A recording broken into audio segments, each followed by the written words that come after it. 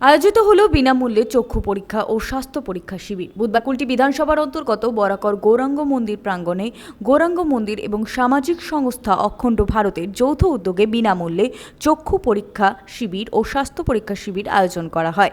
এই শিবিরে উপস্থিত ছিলেন এলাকার বহু মানুষ। আজকের শিবিরটা উদ্যোগটা নিয়েছেন বাবা, আমাদের হরেকৃষ্ণ বাবার উদ্যোগে হয়েছে।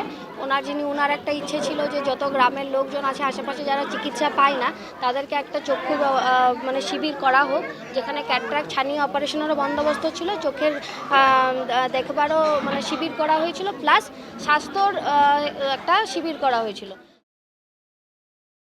বান্টি খান, 99 নিউজ বাংলা, কুলটি।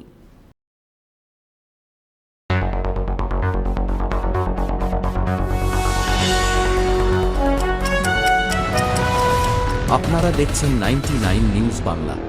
বদলাবো আমরা।